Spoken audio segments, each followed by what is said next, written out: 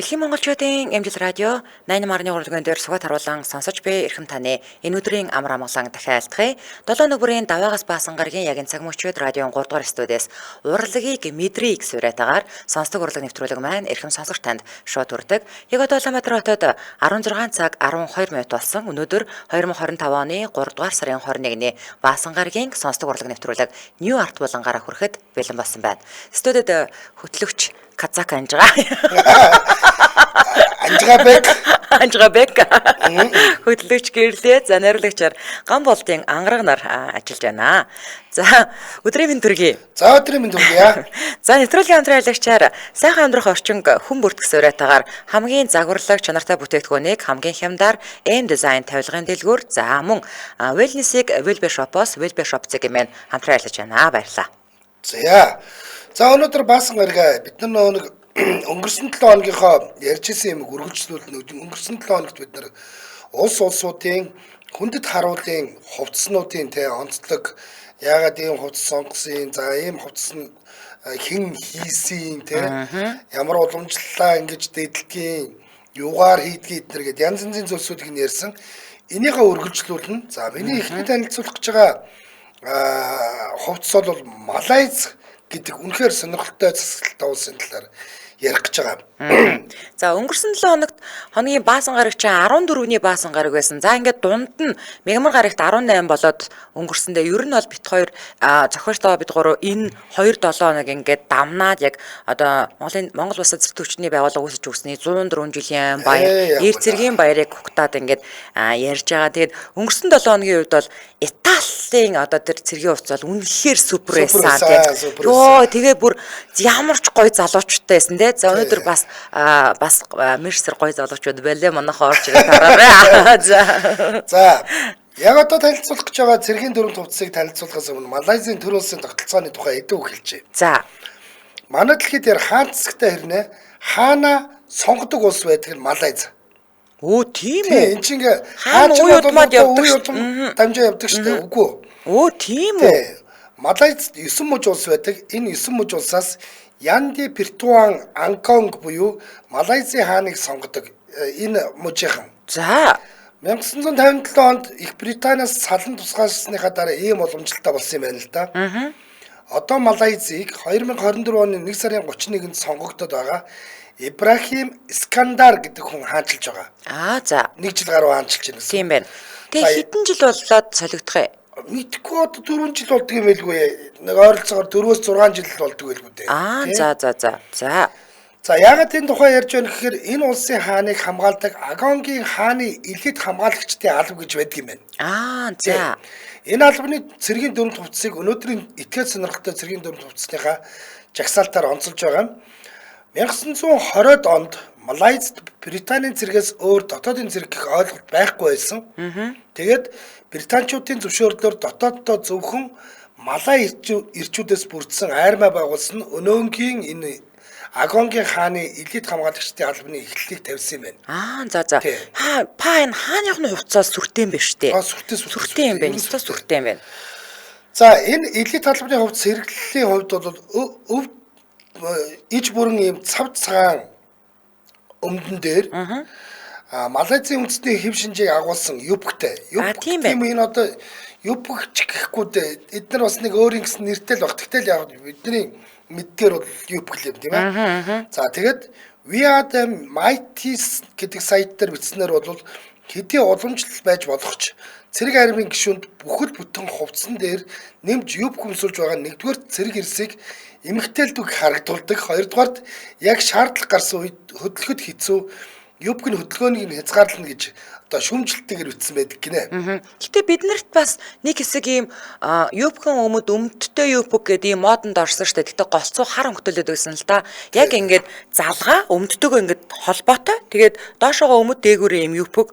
Тэг ер нь л тийм л юм байна. Гэтэ бас хөөхөн тэр чинь хөөхөн телемэлэтэй юм байна бас. Гэхдээ одоо бидний мэддэг нөө эргчлөө гэдэг кинон дээр бид нар харсан штэ. Тэр шотландчууд чинь бол Колт гэдэг байхгүй юу? Колт гэдэг юм юбктэй.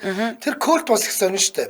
Одоо тэр чинь одоо манай бүрээдүүд чинь ингээд нэг дээлнийхээ дээдлийн 3 өнгө байдаг шүү дээ. Тэрүүгээрээ аль овгийнх уу гэдгийг ялгагдчихдаг. Тэр шиг за. Тэр колтны хэн бас ямар овгийнх вэ гэдгийг нь ялгадаг юм билээ. Өөр өөр хээтэй. Зүг. Улаантай ногоонтой, улаантай цэнхэртэй ч гэдэг юм ингээ янз янз байд юм л да. Тэгээд тэр колтыг хэрэг колт өмссөн бол юбктэй нөө ирчүүд нь юбкөө өмссөн бол заавал тэр цацагтаа урт оймс дээр нэг юм нэг төрөвч шиг цүнх хоёроо заавал зүгс. За. Тэгэхгүйгээр дан одоо тэр колтыг зүүж болохгүй. Тэгээд колт бас нэг маш инээдтэй сонирхолтой юм юу гэхлээр нүцгэн өмсдөг. Харин тийм юм яг надад өмсдөг. Тэгээд сонсч байсан би. Тэгээд урдтай юм ууттай заяа. Юмаа хийдэг ууттай. Тэр ууданд нь ингээ хийчихдэг. Тэгэхээр дээшгээ ингээд хормоор дэрвээд антиунийг ичээж мичээг нь гайгуулдаг юм шиг байгаа. Ер нь. Гэхдээ бөксөө гаргахад бол айгүй бэлэн байж идэг. Йоо. Би тэгэж бас сонсч байсан. Тэгээ яг тодруулж асууж байсан та харин хийлчлээ. Ууттай юм байна те бас гэж. Тийм ууд шиг юмтай байхгүй. Тэрнлэг аваач хийждэг учраас ингээд салхи савирт ингээд сөхөгдлөө гэхэд юм нь харагдахгүй байна шүү дээ. За ийм юм уу те. За одоо манайха миний танилцуулах гэж байгаас бүр үзүү штэ орж ирж хар. Одоо бид нар ингээл арчилсан солон ус гээл тэгэхээр нэг бол нөгөө нөхрөө чи хин гэдэг үлээ. Одоо нөгөө Ким Жон Un. Тийм Ким Жон Un ингээл тойрол гээ уйлцсан хүмүүс эсвэл ингээл бөө үнэн худлаа нүдэгдэхгүй одон медаль зүүцсэн нэг баахан нэг цэргийн хувцас генералууд харагддаг штэ. За яг одоо энд генералуудын хувцсыг харуулсан байна. Умар Солонгосын одоо чухам том медалуудтай дөрөв хувцсыг онцлоод энэ зургнуудын талаар мэдээлэл өгч тайлбар хийх гээд би аваад ирлээ. Бүр зориуд. За энэ хувцс бол Умар Солонгосын армийн генералуудын хувцс юм аа. За том одон медаль игнүүлэн зүүсэн энэ зургууд нь интернетэд цацагдаад хүмүүс хуурамч жинхэнэ зэрэг ингээ маргалдаад бөө юм болсон. За хуурамч гэж маргаж байгаа хүмүүсийн хувьд болохоор 1950-ад онд одоо галз зогсоох хэлэлцээрээр завсралсан Солонгосын хойгийн дайн үргэлжлээгүй хагас 100 өнгөрчгөөд байхад те энэ их одон медалийг яагаад энэ хүмүүст өгсөн юм бэ? Цэргийн одон медалийг одоо игнүүлэн зүүх хүртэл нь ингэж үнгүүдүүлж өгөх ёсгүй. Одон медаль алдар гавьяаг үнэлдгээс биш гоёл чимэглэл биш гэсэн ийм тайлбарыг бол өгчээсэн. За тэгвэл харин генералуудын энэ дөрөв төвцсний зургийг бодит жинхэнэ зураг гэж үзэж байсан хүмүүс юу гэж тайлбарлаж байсан бэ гэхээр цэргийн гэр бүл одоо ихэвчлэн үе дамжаад байдаг. За аав цэрэг бол хүүн цэрэг болох тохиолдол олон байдаг. Харин энэ зураг дээр алхаж яваа генералууд дайнд оролцож алтан амиа өргөсөн өвөөгийнхөө аавынхаа одон медалийг зүүсэн гэж үздэм байна. Энэ бол бүр маршлын хувцас харагдаж штэ базар. Одоо энэ харуулж байгаа юу? Энэ ч арайч биш л да. За тэгсэн чинь өмнөх нь тэр нөгөө нэг юу ангаргаа тэр түрүүний тэр генералуудын зургийг өгж байгаарай. За тэгсэн чинь ингэнэ.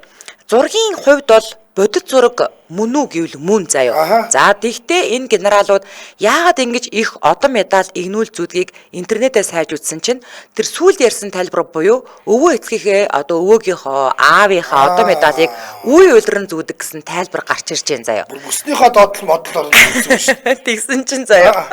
Одоо энэ амар инээдтэй мэдээл за. Одоо наадвал чинь хувцсны сони ингээд нэг ийм томтцсон юм шиг тэр нэг сонин байгааз. За тэгсэн чинь саяхныг хүртэл манай цэргийн хувцч нэг иймэрхүү л байсан шүү дээ. Гүй тэгсэн чинь илгийг авсан. Нэг инээдтэй мэдээлэл интернетэд байсан. Умардын цэргийн оёлын үйлдвэр вэ штэ. Генералын дөрөв тувцаа ерөөсөө нэг л хэмжээгээр үйлдвэрлэдэг гинэ. LMS гэсэн ойлголт байхгүй заа. Тийм болохоор угаасаа энэ генералуудын хувцсан томцсон ч гэсэн тэгэл ингээл ямар ч үсэн тэгэл дотор нь ороод тэгэл тоохгүй өмсөж яваад байдаг гэж Reddit дээр бичсэн байна. Йоо, илэг аваасан. Гоё байгаас тээ. За, одоо хэрвээ таргалах юм бол тэгээд турах хэрэгтэй байх нь шүү дээ, тий. Тийм, тэгээд одоо эхнэр нь нэлээд юу гэдгийг нөө хасч масаал одоо эсвэл тэгээд 3 хүн байвал тий хасч масаал хийх нь л дээ. За. За, миний дараагийн онцлох гэж байгаа дөрөв хувцсыг дэлхийд даяар нэлээд шоолонгүй ханддаг ч гэсэн яа харахгүй нэлээд хүчрхэг аримтай холбоотой. Тэгээ энэ сте амар тач залуучууд байлээ. Яа. Энэ тэгтээ ба штэ Францын Лион гэж байдаг шиг Испаний Лионуудын хувцас байхгүй юу? Харин Испани залуучууд Испанчууд ч ер нь бас халуун цустай гоё хүмүүс штэ ёо. Юу вэ? Ингэр задгаач аах шиг тий. Яг яа гээд байгаа байлт гад байгаа мó? Яах гээд байгаа мó? Бухта тулдах гээд байгаа мó? Ёо. За 19-р зууны сүүлч үед хатуу хуулиас зугтаж хил дамнан орж ирсэн Ирландчуудаас бүрдсэн энэ легион нь өнөө цагт Испанийн хааны армийн нэг хэсэг бүртээ бүр нэлээд хүчрхэг хэсэг гэж явдаг ийм легионууд юм байна л да. Ирландчууд юм байна. Ирландчууд 1920 онд Испанийн арми легионуудаа дайчилж Африк руу явуулж байсан. Марокко улс Испаниас салан тусгаарлах хүртлээр тэндээ энэ легионууд нь байрлаж исэн гэж. За Мароккогийн ч одоо ч гэсэн Мароккогийн одоо газрын дунд гэсэн урдталт гэсэн үг шүү дээ. Хойдолд нь хоёр хэсэг газар Испанийн тийм колон хэсэг нутаг байгаа. Жижигхэн л дээ. Мароккогийн баруун талд нь одоо Атлантын талд нь ахаад Испаний хэд хэдэн арлууд байсаар л байгаа. Одоо ч байсаар л байгаа байхгүй. Ер нь ингээд дээ штэ тий. Одоо яг ингээд энэ улсуудыг колончилж яснараа Европод Англи, Испани, Франц 3 ер нь түлхүү штэ тий. Одоо улсуудыг колончилж яснараа тэгээ Английн колонд байсан улсууд нь илүү олон уу? Нөгөө хоёроосоо том улсууд л да. Харьцангуй том улсууд байдаг. Английн колониуд нь одоо жишээ нь Канада, Австрал, энэ итгэгч гэдэг юм уу те ингээд дандаа том улсууд байдаг учраас Английн газар нутгийн хэмжээ илүү том байгаад байгаа. Ер нь ихэнх үедээ бол усан замын тээврээр хамгийн эхэлж явсан нөхдүүд бол Португал, Испани хоёр аахгүй. Португал, Испани хоёр бол ерөнхийдөө хамгийн ихний колониудыг бий болгож ирсэн. За тэгээд Испаниуд бол бүр нэг хэсэг бол бүр сүйтгэсэн л дээ. Тэгээд тийм учраас Африкт их илбэг биш. Тэгсэн мөртлөө одоо жишээлбэл Өмнөд Америк тэр чигээрээ за Бразилаас бусдна. Испани хэлээр ярьж байна. Латин Америк одоо хоошоогоо яваад Мексикийг дуустал бүгдээрээ бас Испани хэлээр ярьж байна. Тэгэхээр Испанийн колонд байсан улсууд гэхэлэр бас л асар том байгаа үстэй. Тийм байна. Харин тийм. Асар том байгаа юм. Тэгээ яг Португалчууд бол сүүлдээ ингээ алдаад явцсан болохоос эхэндээ бол Португалчууд сүрхий байсан. Африкт бол Африкийн баг нийт улсын 30 хэдэн жилөө Францын колонисэн. Франц амар колоничсан. Тийм тий. Тэгсэн тий. Франц бол амар. Энэ гурав харин амар колоничсан баг. За. За. Хамгийн нийтдээ халуунцтай Испанчуудын легионы армийн цээж нь ил гарсан энэ дөрвөн хувцсыг интернетэд Лас Вегасын ядмагхан тайжигчд харагддаг хувцас гэж интернетэд мем хүртэл болгож цацсан байдаг гинэ.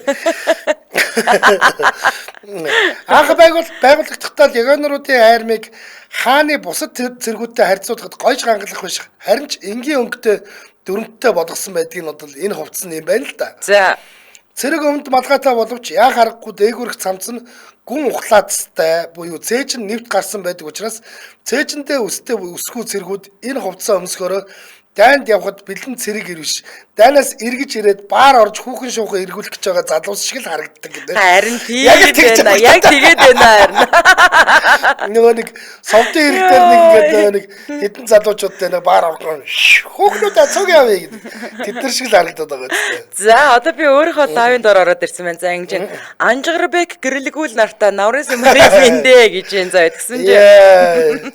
Тэр нөгөө нэг Шотланд нэг кенгуру шиг уудандаа хийчдэм байна л да гинэ. Тийм яг тийм гэсэн. За Улаанбаатар хотод 16 цаг 25 минут болсон хамтран ярилцагч яриад өргөжлүүлээ. Улаанбаатар нэвтрүүлгийн хамтран ярилцагчаар Wellness-ийг Wellbear Shop-аас Wellbear Shop-ийг эмэн хамтран ярилцаж байна. За.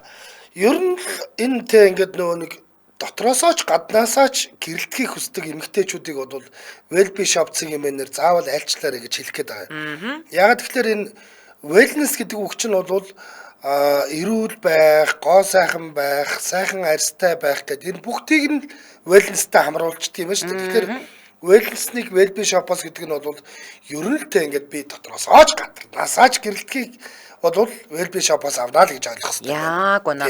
Өөрөөр хэлбэл та эрүүл ээж өвдгөө сэргийлэх тийм ээ. За тэгээ гоо сайхнаа сайхан чигээр нь хадгалах, гялалцсан эрүүл өстэй байх зэрэг бүгдээрээ яасан байх нь wellness байх нь шүү дээ тийм ээ.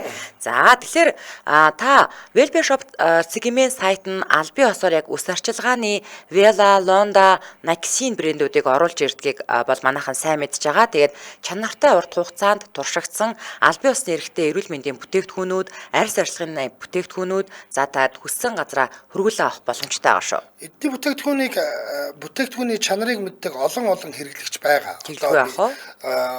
Бүх хүмүүс л баг эдний бүтээгдэхүүнүүдийг мэддэг. Бас энэ хүмүүс нь бол хаанаас хизээч захиалан найдвартай өргөл авах боломжтой байдаг тул энэ нь өөрөө энэ Велби шопын нэг том давуу тал нь болж байгаа юм.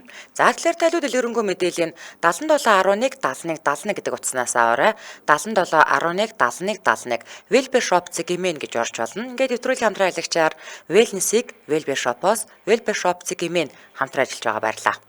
За би Сонсогчдод нэвтрүүлэг радиогийн 3 дугаар студиэс New Art болонгаараа одоо улс орон бүхний цэргийн дөрвөн тусны талаар мэдээлэл хүргэж байгаа. Би эхлээд энэ хувцсны зургийг харчингуудаа Америкэн гэж харсан байхгүй юу? Америк нэгдсэн улсын армийнхан ч бас амар том арим штэ тий.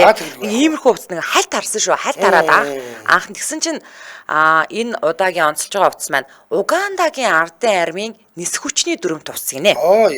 За уг нь энэ цэрэг ирээнийг одоо нөө газраар тулаанд орохдоо орчиндоо уусгах зорилгоор анх бүтээсэн юм байна. Уул нь бол энэ ирээ хувцыг бид нар бол десант хувц гэж ярьдаг шүү дээ тий. За харин Угандагийн Батламал хүчний нис хүчнийхэн усанд орж уусгах гэсэн мэт нилээд ийм тод цэнхэр өнгөтэй дөрөв товц өмсд юм байна. Манай одоо тэр нөгөө десант ногоон чинь илүү ногоон талдаа штэ тий. Хар ногоон талдаа штэ. За Угандад Иди Амин гэж нэг загтаа дарангуулагч байсан. Нөгөө Шотландын сүүлчийн хаан гэдэг чинь штэ. Яг за 1971-ээс 1979 оны хооронд Угандагийн 3 дахь ерөнхийлөгчөөр сонгогдсон төр барихтаа төр улсаа жинхэнэ дарангуулж дэглэмийг нь эсэргүүцчдийг одоо нухчин дарж 500 мянган хүний амь насыг хөнөөсөн байдаг. За тэгвэл сонирхолтой нь 1979 он төрийн эрхнээс одоо хүчээр татан буугдсан Иди Аминаас хойш Угандагийн төсвчний дөрөв товц баг өөрчлөгдөөгүй яг энэ чигээрэл ингээл байж идэм байна.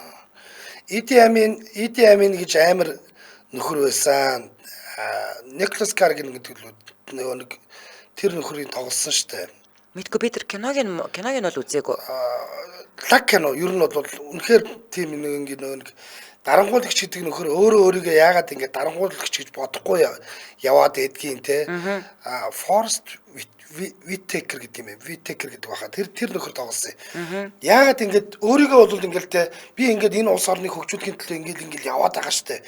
Яагаад энэ хүмүүс намайг хайрлахгүй байгаа юм бэ гэл те. Тэгэл эдгээр хайрлахгүй нэгэл ингээд наанаа бол ингээд нэг сайхан ард түмэнд хайртай хүмүүртлээ цаагаараа ингээд хядж идэг. Амар тийм юм гардаг. За. Энэ Угандагийн энэ хувцс чинь бол одоо ерөнхийдөө нэлээд олон улсад хэрэглэгддэг л те. Ер нь манай ч гэсэн хээрийн хувцс чинь бас нэг иймэрхүү хувцс байгаа шүү дээ. Манай цэргийн хээрийн хувцс чинь бас нэг иймэрдүү. Ер нь тэгээд ийм юу гэдэг десант гэж бид нар ярьдаг те. Тийм десант хувцс юм байна шүү дээ. Ер нь бол. За миний дараагийн хувцс бол үнэхээр өвөрмөц, үнэхээр стилтэй жинхэнэ нэг үндэсний хэм маягийг оруулсан. Манай хүнд таруулын хувцс ч гэсэн яг ийм ингэж гоё харагддаг байх гэж боддог. Дараагийн онцлог дөрөв хувцс бол Францын армийн нэг хэсэг болж байсан зовавчуудын дөрөв хувцс. За. Францын колоничлж байсан Хот Африкийн орнуудад 1830-аас 1962 оны хооронд алба хаасан энэ анги нэгтгэл бол Францын арим дотроо хамгийн хал үзэж халуунчууд одоосон буюу маш олон дайнд тултаанд оролцож ирсэн ийм аримтад тооцогддог юм байна. За. Анхын ангийг Алжир улсын Звава гэдэг омгийн Бербер үндэстнүүдээс бүрдүүлсэн байдаг. Гэхдээ колоничлолтод байгаа орноос бүрдүүлсэн анги нэгтгэл нь нэг л удирдлагт нь бүрэн орохгүй байсан учраас угаасаа дайчин усаатай Берберчүүдээс бүрдүүлэхээ болж Францын Алжирт төрсэн Францтай цэргүүдээс бүрдүүлэх болсон юм байна. За яагаад энэ дөрвөн тусцыг сонгож авсан бэ гэхээр Францын армийн хамгийн хатуу самар гэдэг зававчуудын хувцас хэрэглэлт нь Умбарт Африкийн өнгө аясыг суулгаж өгсөн байдаг юм байна л да. Африкаас гадна Испани, Польш, Британи нэмээд бүр Америкийн иргэний дайны үед тулдаж явсан энэ нөхдүүд бол ирж байгааг нь энэ зоваавчууд гэдэг нөхдүүд нөө монголчууд ирлээ гэж хүмүүсийг айлгадаг шиг эднэрийг ирж байгааг нь дайдагч тал нь алсаас харж таниад айд сүцийг нь бий болгоход зориулагдсан ийм тод өнгөтэй ийм сүртэй хувцас гинэ. За. За тэгээ эднэр бол юу гэдгийг алдах юмгүй юм шиг л тийм амар ам хайргуу тулдаг ийм нөхдүүд байсан. Тийм учраас Африкийн шулмын хүчийг бидээ шингээсэн гэж үздэг байсан. За тий нөө юу гэдгийг нөө вүдү шашныхаа юм хэрэгэлсэн эднэр бол өстой суманд оногдохгүй ямар манай томдог тамир дээр нөө нэг ямар дайчин баатар гэдэг цэцлаад явуулдаг тэр шиг тийм нөхдүүд гэж үздэг байсан учраас уулзсан таарсан дайсан болгоно сөөрүүлдэг хараадаг гэх мэт анд амтсан яриа их явдаг байсан. За энэ бол яг нөө цэргийнхний хувьд хэрэгэлдэг нэг тактик штэ. Тийм ээ тийм. Ерөн сүнсийн зайлуулна гэдэг бол те. Нөгөө нэг Чингис хаан кинонд ирдэг штэ. За нөгөө Чингисийн дөрвөн нохоо ирлээ. Хүний мархан хүнстэй эдэр гэл тэгжидэг. Тэр шиг ингэж айлгадаг байсан. Дайнд яваад цэрэг гэхээсээ илүү бүжиг наадамд оролцох гэж байгаа юм шиг. Нэг бол нөгөө нэг үлгэрт гардаг шидтэн шиг те. Нэг бол нөгөө нэг Арабын ханхуу шиг ийм санагдуулах энэ хувцас нь дайны гэхээсээ илүүтэйгээр урлагийн хувцас шиг гэдгээрээ их танигдсан ийм алдартай хувцас баг нэ. Доогуур шарвар мороор мөссөн жаарыг тий ярихгүйсэн. Ингэртэй хэмээтэй малгаанда ийм нөө юу үлээ цацаг мацагтай ёо мундаг. Өө Испан зэргүүдээ чинь манайхын энэ лайвдаар надад байлах гэдэг юм уу балцах гэдэг юм уу гэдэг. Ёо за сая би нөгөө энд юу нүрэ будангаад нөгөө элдвч би сонсоод сууж байсан. Баян-Улгийн аймгийн ингээд тол бусвын 3 дугаар багийн малчин бүсгүй ингээд бараг малынхаа бэлчээр дээрээ холбогдох шиг болсон. Тэгээд гой санагдсан. Тэгээд энд ч гэсэн нанзад гэд сонсогч манай одоо энэ лайвын доор сэтгэлдээ зүтгэлдээ мундаг хүмүүс шүү. Манай сумынхан ажилд нь амжилт амьдралд нь аз жаргал сайхан бүхнийг хүсэн өргөж гинэ. Манай сумынхан гинэ ямар хөөрхий юм бэ. Баярлалаа. За маш их баярлалаа. Тэгээд бид нар чинь одоо дэлхийн 160 гаруй улс оронд ажиллаж амьдарч байгаа монголчуудаа хань болохыг хичээж гин. За тэгээд Монгол орныхоо 21 аймагт бас ингээд радиогоор мэдээлэл түгээгээд байж байгаад их баяртай байдаг штэ тий. Тэгээд ингээ орон нутгийнхныгаа орж ирэхээр бас их баярлнаа бид нар чинь тий. Их хөөч хормоор санагддаг. Яг үнэ. Нутаг орных нь гоё мэдээллийг сонсомоор санагддаг тий. За өргөжлүүлээд миний өргөх дараагийн явах болохоор нөгөө нэг мэрэгэн буучт нэг юм дандаа өнгөлн далдалтай ухц өмсдөг штэ тий. За одоо яг нэг өвс шиг юм өмсдөг. Үгүй хин нэг юм салбайсан юм зогсож байгаа заяа. Одоо манай найруулагч өгсөн үү? Зургийг нөхөх байх заяа. За ингэж чинь Холливуудын кинонуудыг дотор нь ер нь бол A list A B list гэж хуваадаг штэ. За A list-нд бол угаасаа лаг мундаг кинонууд нь байдаг бол B list-нд нэг жаахан тааруухан кинонуудыг хамруулдаг. За Шотландын армийн нэг хэсэг болсон энэ камуфлаж буюу өнгөлн далдлах хувцсыг B list-ний тааруухан киноны болих мангасын дүртэй гэж интернетэд би шогдож үзсэн байлаа. За Шотландд гадаа ажилдаг зарцыг гил гэж нэрлэдэг гинэ. Тэгээд энэ хувцсыг гил хувцс гэж нэрлэдэг. Гэхдээ интернетэд биснээр бол Гиле Даб гэж Шотландын ардын аман зохиол навч хөвдөөр өвч бүрхэгдсэн газрын сүнс гэж байд юм байл та. За энэ одоо бид нар нөгөө нэг лус мус гэж ярьдаг штэ тий. Лус хилэгнэн мэлэгнэн гээл тий. Гол ус бохордвол тэрнтэй адилхан газрын сүнс гэж байдаг. Энэ газрын сүнсийг энэ салбгаар камуфлаж хувцастаа зөөрөлдөг. Тэгээ анх 1900-аад онд Шотландын айрмаас эхэлж байсан энэ хувцас одоо дэлхийн бараг айран болгонд мэрэгэн бодогч хувцас болсон. Уул нь Шотландаас гаралтай юм байна. Тийм. Одоо энэ чи манайхан ч гэсэн нэг ийм хувцастай л байгаа. Яг ойлоо нэг 400-ийн шууган дээр Тайландууд үлээ. Ийм хувцастай очиод нэг нөхрийг бааж ахтан бариад аваа гэдэг. Тийсээ. За. Яа, заалаа хамтран ажиллаж танилцуулаад өргөжлүүлье. Улаанбаатар хотод 16 цаг 35 минут болсон. Нэвтрүүлгийн хамтран ажиллагчаар сайхан амьдрах орчин хүн бүртгэсэн уриатаагаар хамгийн загварлаг чанартай бүтээгдэхүүнийг хамгийн хямдар M design тавилгын дэлгүүр хамтран ажиллаж байгаа. За. 17 жилийн туршлага дээр үндэслэн олон улсаас хамгийн сүүлийн үеийн загварлаг чанартай тавилгыг хамгийн хямд үнээр оруулж ирэхээр одоо ийм зорилготойгоор ажиллаж байгаа M дизайны хамт олон бол та бүхэнд хэлж байгаа. Монголчууд одоо хамгийн супер эрүүл мэндэд хоргүй ийм тавилгуудаа гэртээ авч тавихдаа хямдхан үнэтэйгээр авч тавих ёстой шүү гэж ингэж үзэж байгаа. Ингээд эднийх бол 6 салбаруудаараа салбар тус бүртээ бол өөр дизайнтай. Гэхдээ яг ингээд дэлхийн стандартад нийцсэн ийм тавилга бүтээгдэхүүнүүдийг бол хүргэж байгаа юм байна. Одоо бөөдөн гэхэд чинь бол 1 сая 900 мянган төгрөгнөөс эхэлж байгаа бол орон гэхэд чинь бол 1 сая төгрөгнөөс эхэлж байгаа жишээний ийм очоод. Одоо би чинь нэг хэсэг нэг хэдэн удаа нэг бишэлээр яваад нэг орны үн асуугаад хандаа хаг даруудаад амар үнэтэй байгаад байсан. Тэгээ газар унтаж байгаа штэ би гэхгүй. Чи 1 сая төгрөгийн ормор гингүүд очиж үзье гэсэн. Тийм бадрангуу буцаад хөрж байгаа жишээтэй. Тийм амар байсан. Нэг хэсэг бол үнэхээр тэнгэр татсан штэ. Тэр мөнгөө юм ярьжсэн. Зүгээр л 10 сая мая бол зүгээр амных нь үгүйс шүү. You know 10 сая гэл тэгээд 10 сая ор юм уу? Тийм үзчихсэн шүү. Байсан шүү. Тийм үү. Йоо. За одоо жишээлбэл ингэж байна. За та том өрөөгөө бодит сэтгүүлийн ширээ, хоолны ширээ, сандал гэдэг ийм зүйлүүдээр тогтчуулахад бол ердөө нэг 4.5 сая төгрөгөнд бүрэн тогтчуулах боломжтой шүү гэсэн мэт. Тэгэхээр ингээд нэг арай нэг өөж жоохонтэй нэрэж боломжийн юм уу гэж бодогдож байгаа байхгүй. яг үнэ. За тэгэхээр M design брэнд нь өөрөө олон улсын стандарт шаардлага хангасан бүтээгдэхүүн борлуулдаг гэдгийг түрүүн анжаач гэсэн онцолж хэллээ. За үүний баталгаа болох гэрчилгээнүүдийн тайлбараас би ер нь бол өнөөдөр энэ FSC гэрчилгээ гэдгийг тайлбарлаж өгье. За одоо жишээлбэл буудаг хийхэд тусгаал нь тарж ургуулсан мотор хийдэг учраас одоо өөрөөр хэлэх юм бол байгаль экологт ямар нэгэн хор хохирол учруулаагүй байх нь шүү дээ тий. Ойн доктортой байдлыг алдагдуулахгүй бууд үйлдвэрлэдэг байх нь. Тэгэхээр би одоо жишээл ийм тэмдэглэгээтэй бууд авсан бол өөрийгөө өөрөө ч их сэтгэл буюу одоо байгаль орчинд би үнэтэй хувь нэмрээ оруулж яана л гэсэн үг байх нь шүү дээ тий. Тийм. За ердөөсөө л энэ гоё тэгэнгүүтээ одоо юу гэдэг сертифурас гэд бас нэг ийм даацын борлооных нь сертификат байна. За тэгээд тэр Oikotech гэд стандарт 100 гэдэг нөгөө нэг яг тэр буудангийн даав одоо жишээл даавн дээр чинь бид нар буудан дээр бол бид нар хүүхдүүд бол нүцгэн шалдан тоглоно бид нар чинь голцуул гэрийн хавцтай шорт морттой суу дандаа өөрийн нүцгэн биетэй шүрүүлж байгаа штэ. Тэгэхээр тэр эрүүл байх хэвээр тийм үү тэр даав эрүүл байх хэвээр. Энийг хүртэл ингээд олон улсын стандартад яг нийцүүлсэн ийм одоо даавгаар хийдэг байх нь.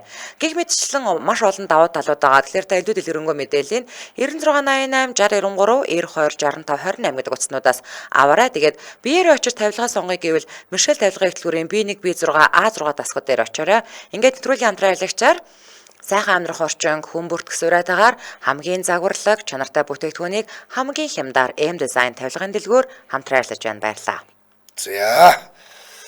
За юу яа өргөжлүүлээ. Сая нэвтрүүлэг эхлэхэд манай гэрлээ хэлсэн зэвсэгтүүчний орчин үеийн зэвсэгтүүчний үүсвэр байгуулагчны 104 жилийн саяхан болж өнгөрсөнтэй холбогдлолтойгоор одоо бол бид нэр Монголынхаа зэвсэгтүүчний цэргийн хувцсыг ярьж огшноо. Тэгэлгүй яах вэ? За зэвсэгтүүчний ёслолын үеийн дөрөв хувцас шинжлэгдсэн байдаг. Дөрвөн ёслолын арга хэмжээнд хүндэт харуулууд өдгөө өмсдөг загвараа өмсөх бол цэргийн ёслолын арга хэмжээнд зэвсэгтүүчний 032 дугаар ангийн хүндэт харуулууд болон үлгэр жишээ үлээвэр найрал хөгжмийнхэн энэхүү дөрөв хувцсыг өмсөх юм.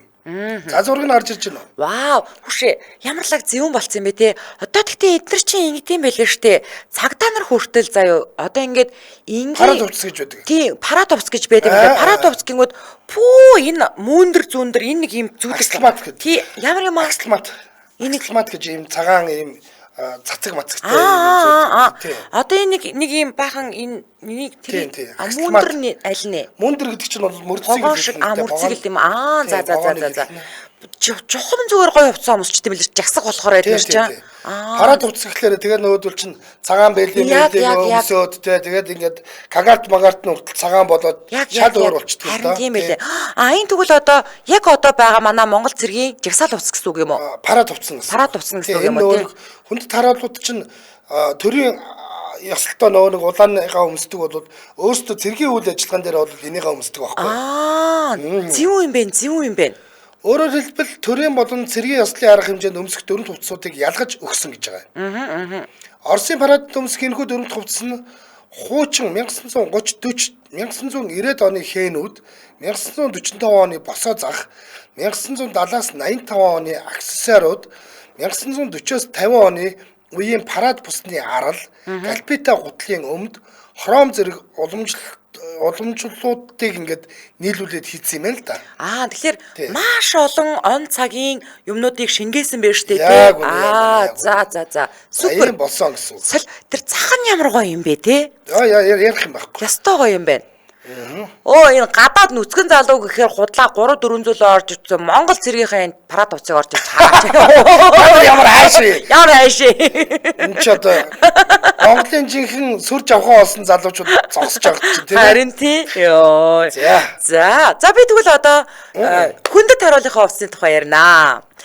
За Монгол төрийн хүндэт харуул үн удаан жилийн урт түүхтэй эртнээсээ монголчууд эр цэргийн сор болсон залуусаа торгон цэрэг хэмээн соллож хаан ордноо хамгаалуулдаг байсан өдгөө цагт одоо хүндэт харуул болон өргөжжээ. Тэгээ хамгийн гоё нь сайн нөгөө нэг 18-ны өдөр би та сайнуугаараа ингээд он жавуудаа баярын төргийгээд сэдвэр авсан. За тэгэнгүүт 2006 оны онд одоо яг алба хаажсан хүндэт харуулын цэрэг орж ирсэн. За тэгээд та нарыг яг ингээд нөгөө 180 мая гэдэг ингээд авдгуу гэсэн чинь тий би тэгээд яг нөгөө нэг морт цэрэг нь байсан гэдгийгсэн. Тий. Эсвэл цагаан зургийг хамгаалдаг. Тэгээд тэр өдрөөс банаахан нилээн гоё огшиж орж ирж байгаа шиг байсан. За тэдээс тэдэн онд тэнд алба хаажсан тий он жоуда баярын төргийа гэлтэй анихгүй ингээд огшиж ирээд байгаа. Тэр огшлтоос чинь би бас огшид давхад оройн он жавуудтайгаа уулзаад хүүш та чи хэдээс хэдэн оны хаана алба хаажсан бэлээ? 96-аас 97 онд дотоодын цэргийн 05 дугаар ангийн 814 дугаар тусгай салбар гэж Мантин шарнгийн гадна хамгаалтанд хариуцсан юм харуул хамгаалтын салбарт алба хасаа. За ямар гоё юм бэ. За ингээд өдгөө цагт бол төрийн хүндэт харуулын үүрэг өсөн нэмэгдсэн ёслол хийгээд харуул хамгаалтын үүргийг гүйцэтгэх зэрэг гүйцэтгэдэг болсон. За хүндэт харуул улаан СКС буугаар төр нийгмийн зүтгэлтнүүд гадны зочид төлөөлөгчдийг харуулдан хамгаалж сүрд жигсаалаараа цэргийн сүрийг үзүүлдэг гинэ. Шууд эскиз гэхэд болно шүү. Тийм үү. Эскиз гэс чинь нөгөө дурантай бом үү? Эскиз гээд АКД сум ордог тэгсэн мөртлөө фентоп байхгүй. За манай хүндэт харуулын цэргүүд хугацаа цэргийн албан хаагчид байдаг учраас зарим орны хүндэт харуулын адил мэрэгжлийн түвшинд бэлтгэгдэх боломж байдгүй юм байлээ. Гэхдээ бид тэр цэргээс яг асуусан байхгүй. Та нар ингээд нэг жилийн хугацаанд л тэр хүндэт харуулын цэрэгтэй байж байгаа л тэгэл халагдчих тийм үү? Цаашаага өргөжлүүлэх боломж байд юм уу? Өөрөө хүсвэл өргөжлүүлээд байж болдог гэж хэлээ. За 1974 онд одоо энэ хүндэт харуулын анги байгуулагдсны 50 жилийн ойг тохиолдуулан ардын хурлын тэргүүлэгчдийн зарилгаар байлдааны гавьяаны одонгоор шагнагдсан бол Монгол Улсын ерөнхийлөгч Баттулгын зарилгаар 2019 оны 10 дугаар сард Зэвсдөвчний Тэг 32 дугаар ангийг цэргийн гавьяаны улаан тугийн одонгоор шагнуулж ээжээ. За тэгвэл одоо Зэвсдөвчний Тэг 32 дугаар анги гэвэл хүндэт харуулын анги гэж ойлгож болох юм байна мөн үү? Хүндэт харуулын анги гэж ойлгож. За 032. Монгол цэргийн шилдэг уламжлалыг хадгалж олон түмэндээ хүндэт харуулын хэмээн алдарсан Тэг 32 дугаар анги Монгол Улсын хэмжээнд үндэсний баяр, түүхэн, онц чухал үйл явдал, нийтээр тэмдэглэх баяр, тэмдэглэлт өдрүүдийг ёслон тэмдэглэх, Монгол Улсын ерөнхийлөгч, улсын хурлын гишүүн, бусад албан тушаалтанд тангараг өргөх, тамга шилжүүлэх, төрийн дээд шагнал болгох. Энийг би харсан. Цол хүртээх болон эмгэнэн гашуудах зэрэг төрийн үндэсний ёслол болон Монгол улсад айлчилсан гадаадын өндөр дээд хэмжээний зочдыг ухтах, гадаадын элчин сайд нарын итгэмжлэх, жуух бичиг хүлээн авах, дипломат төлөөлөгчийн газруудтай харилцах зэрэг гадаад бодлогыг хэрэгжүүлэх төрийн дипломат ёслолыг гүйцэтгэж, Монгол улсын төрийн ёслолын нүүр царай болж дүр төрхийг тодорхойлж ирсэн. Пүүкс зөндөө олон юмд оролцсон юм биш үү те? Оо, энэ ч өстө нэрээ. Шотлын юмд оролцсон. Тийм байна. Энэ бүр оноор нь чигсаацсан хүндэт харуулын хувцснууд байна шүү дээ. Тийм. За, Хурандаа генерал Жамсрангийн Ёндон 1955 онд Монгол улсад хүндэт харуулын тусгай ротыг байгуулахад анхны захирагчаар нь томилогдож ард олноо рапорт Ёндон хэмээн алдарсан гинэ. Энэ нэг машинтай ингээ гарч ирээд Монгол улс ерөнхийлөгчд гэдэг хүн юм байна шүү дээ тий. За. Рапорт Ёндон алхаагаар хороо хороодын хооронд тэтэн эвдэр юу л ёслын тог чигээрээ бусдад баруун мөр төрөөлж хоош тэр тэгэнгүүт зэргүүд нь хоо гэдэг нь юу гэж хэлж байгаа? Юу ч хэлдэг. Ер нь бол нөхөр зэргүүдийн амрыг байлдагч төрөгч нарын амрыг ирж гэдэг юм уу тийм эхлээд офицер нь мэдлдэг. Тэгэнгүүт нь одоо тэр чинь бол хорондоо хүн байна шүү дээ. Нэг бол генерал хүн байгаа. Тэгвэл нөхөр генералын амрыг ирээд гэсэн. Нөхөр генералын ингээд яг тэр нэг ингээ амьсгал авдаг хугацаад айгуу чухал. Тэрийг бүгднийг нийлүүлэх гэж айгуу боддог байхгүй. За. Нөхөр генералын тэгээ ингээ барьцдаг. Тэгж жагаад дотроо хэдэн секунд тоолох уу? Ой тэр ингээд нэг жагсаалаасаа болдго юм уу яадаг ямар ч байсан ингээл дээрээс барах заримдаа хүнд огч идэг шүү дээ. Окей. Тэгэл ингэвэл бүгдээрээ зэрэг хэлнэ. За. Зэвс хүчний ТИК 32 дугаар ангийн хүндэт харуулд гэрээ цэргийн алба паах хүсэл сонирхолтой хугацаа цэргийн алба паасан. За 180 см-аас дээш өндөртэй бие бэлдэр сайтай залуучуудыг төрийн хүндэт харуулын ротод мөн элсүүлэн сонгон шалгаруулж авдгийн байна. Эхлээд хугацаа цэргийн албаас хаацсан байвж болдсон юм байна шүү дээ тийм. За Монгол цэргийн дүрм товц манай улсад хэрхэн хөгжиж ирсэн тухай түүхийг би бас ярьж өгье. Одоо ястай ингээд яг та нарт ингээд он цагийнх нь дараалалаар нь сайхан үзүүлж шүү заяа. Одоо манай хоорч ирээд хараарай. За одоо энэ 300-аас хүрээгүүлээ шүү. За Монгол цэргийн дүрм товц манад улсад ингэсэн юм байна. 1900 олноо өргөгдсөн Монгол улсын цэргийн үе болох 1914 оноос нийт цэргийг зэрэг дэвтэ болгосон нь өнөөгийн цэргийн цол үүссэн гэж үздэг гинэ. За Монгол цэргийн анхны дүрм товцсаа одоо урдаа хүрт хээтэй баруун зүүн мөрөн дээрээ улаан шар өнгийн мөрдөстэй дээрээ мааны үсгтэй байсан гинэ. Мааны эднийх юм уу? Яг тэр нэг ингээд бүтээр нь ч бичиж байгааг байх. Ямар үсгтэй байсныг нь мэдэхгүй байна. Одоо Сүхбаатарын жанжны чи бид нар ардын усгалын баатар гэж ингээд бодоод идэг шүү дээ. Яг үнэндээ бол Сүхбаатар жанжи өмнө нь тийш дээ Гойн Баатар байсан шүү. Тийм одноо өргөгдсөн буюу энэ богд хааны энэ цэргийн албанд бол нэгэнт баатарлаг иргэдэг нь тогтоогдсон тодорцсон тэгээ ийм хүн байсан. Яг үнэ. Жанжин бол яг энэ хувцаар ангарч ирсэн гэсэн үг байхгүй юу? Яг үнэ. За тэгэхээр энэ дүрм товцыг бол 1919 он хүртэл өмсөн гэхээр 5 жил өмсөн байт юм байна. За үүнээс хойш 1921 он цэргийн дүрм товцны малгаан тэмдэг бол 5 ушуута яасан хувьсгал яасан тийм үү? Ханзуун дээр Ром хас тэмдэгтээ 1936 он дахин өөрчлөлт оруулж гимнастёрк ялгах тэмдэгэндээ үндэсний уламжлалыг шингээх зорилгоор үлзий хээтэй болгосон гэнэ. Энэ гимнастёрк гэж юу вэ? Гимнастёрк. Гимназ шүү. Бишээ. Гимнастёрк ялгах тэмдгэндээ үндэсний уламжлалыг шингээх зорилгоор үлзий хээтэй болгосон гэдэг байгаа байхгүй юу? Би бол одоо энийг ингэж бодоод ийм захных энийг уг нь батлиз гэдэг л дээ. Тийм үү тий. За. Энийг батлиз гэдэг, энийг нь мөрдөс гэдэг. Харин 1900 энэ бах. За. Ханцун дээр зүудгийг нь хэлдэг баг тэгвэл. Харин 1944 он цэргийн дүрм товцод өөрчлөлт оруулахдаа битүү хоолойтой хүрэмтэй болж мөрдөс зүүж эхэлсэн байна. За мөрдөс дээр цэргийн албан агчдын төрөл мэрэгчлийг зааж өгдөг болжээ. Тухайлбал их бууны тийм үү? Хууль цаазын ангих зэрэгээр ялгадаг болсон байгаа. За түүнчлэн 1944 онд анх генерал цолыг баталсан гэж шүү 44 онд. За үүнээс хойш 1963 онд баталсан дүрм товцод хийсэн хамгийн том өөрчлөлт бол үлзий хээтэй ялгах тэмдгийг 5 хушуутаагаар сольсон явдал байсан. За 1990 оны хүртэл олон улсын жишгийг дагаж 5 хушуутаа болсон дүрм товц өмсөж байсан ч ардын хурлын тогтоолгаарч эргээд үндэсний хэв шинжийг дүрм товц шингээх зорилгоор үлзий хээг дахин оруулсан байна.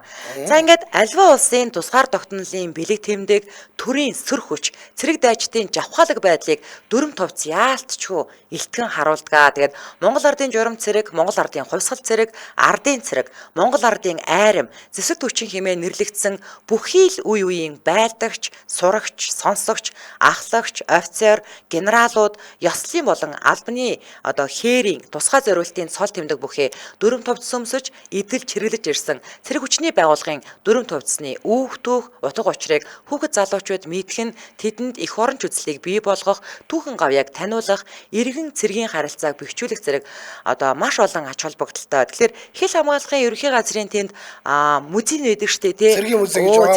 Цэргийн музей. Яг үнэ. Цэргийн музей рүү ингээд орох юм бол Угаасаа яг одоо энэ хувцснууд чинь бүгдээрээ төрөл төрлөөр ингээд нөгөө нэг тайлбартайгаа сайхан бодтороо байж байгаа. байж байгаа штэ тий. За над руу штэ манай сонсогч Монгол тулга түрүүчийн 7 хоногийн баасан гарагт яг ингэж явуулж исэн байхгүй. Би цагдаагийн цолыг бол ингээд 5 уушуугаар нь ялгаад байдیں۔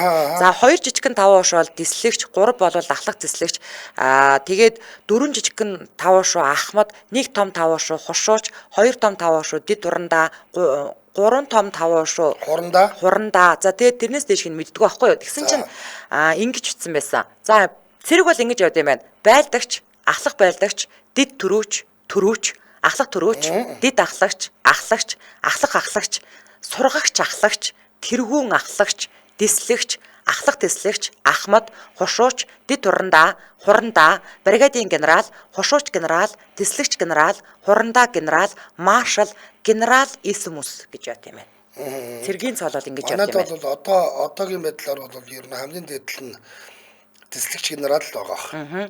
Тийм тэгээд хизээний үеийн нэвтрүүлэг дээр мэдэж авсан. Манад ганцхан эмэгтэй генерал байдаг. Болор гэдэг эмэгтэй генерал байдаг юм байлаа.